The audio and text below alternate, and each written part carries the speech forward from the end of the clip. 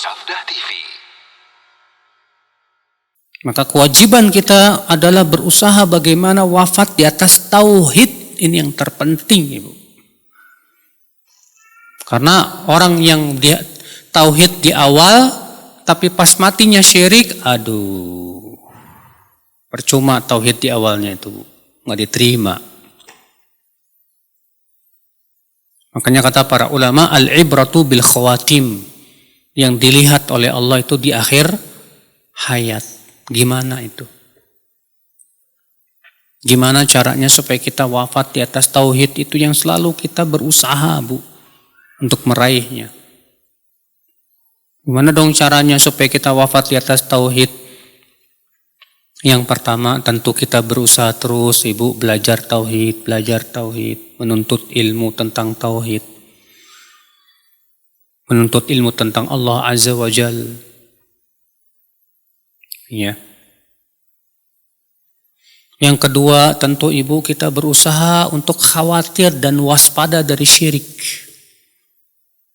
Karena selama kita merasa khawatir, merasa takut dari syirik, Bu, selama itu insya Allah kita akan hati-hati terus.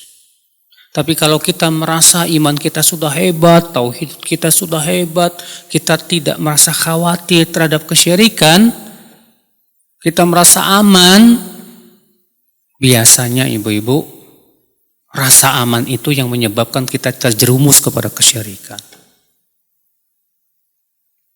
Apalagi kalau orang sudah menganggap remeh tauhid, kamu itu ngapain sih dakwah tauhid mulu.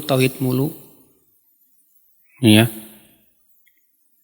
Orang sudah pada mengenal Allah kok masih mendakwakan tauhid. Ada orang seperti ini loh, Bu. Menganggap katanya dakwah tauhid itu bukan, tidak menyelesaikan problematika, katanya la ilaha illallah. Orang seperti ini, Bu, hakikatnya belum paham la ilaha illallah. Iya. Justru kita tetap mengajarkan tauhid kepada orang yang beriman. Supaya apa? Supaya dia tetap waspada dari kesyirikan. Rasulullah SAW saja 5 hari sebelum meninggal dunia, Bu. 5 hari Rasulullah sebelum meninggal dunia mewanti-wanti para sahabat. Rasulullah bersabda, ala la'natullah alal yahud wan nasara ittakhadhu qubur anbiya'ihim masajid. Ketahuilah laknat Allah atas Yahudi dan Nasrani. Mereka menjadikan kuburan Nabi mereka sebagai masjid. Yuhadziruhum ma sana'u. Rasulullah SAW mewanti-wanti para sahabat. Jangan sampai melakukan perbuatan mereka. Padahal saat itu para sahabat, ibu-ibu, imannya udah hebat banget, Bu. Sementara kita, iman kita yang, ya Allah, ya Senin Kemis gini imannya. Udah gitu merasa pede, merasa aman dari kesyirikan, la ilaha illallah. Kalau mendengar orang dakwah tauhid, berceramah tentang tauhid, apa bilangnya? Bosen. Ini lagi, itu lagi.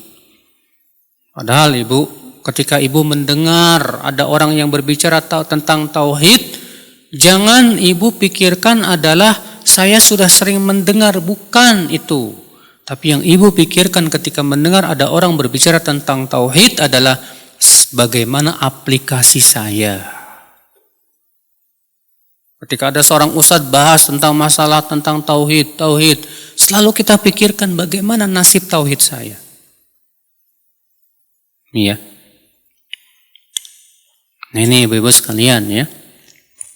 Karena kita semua ibu ingin wafat di atas la ilaha illallah. Sebab kalau orang yang wafat di atas la ilaha illallah, wafat di atas tauhid, masalahnya sudah dapat jaminan surga.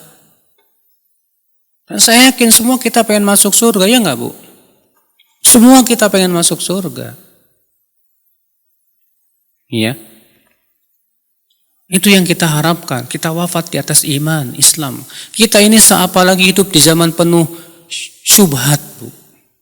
Syubhat pemikiran di zaman sekarang merajalela, Bu. Lihat di zaman sekarang perdukunan merajalela, mistik-mistik dan yang lainnya. Banyak orang yang mulai percaya sama dukun, mulai percaya ini dan itu. Aduh. Ya. Sehingga akhirnya apa yang terjadi? Terfitnah dia. Ini belum dajjal yang datang ini. Baru dajjal-dajjal kecil. Banyak orang yang beriman kepada itu semuanya. Maka inilah ibu-ibu sekalian, kalau kita sudah diberikan oleh Allah tauhid, syukuri. Pertahankan. Jangan sampai tauhid itu dicabut oleh Allah dari hati kita. Gara-gara apa? Gara-gara kita meremehkan tauhid, ibu. Iya.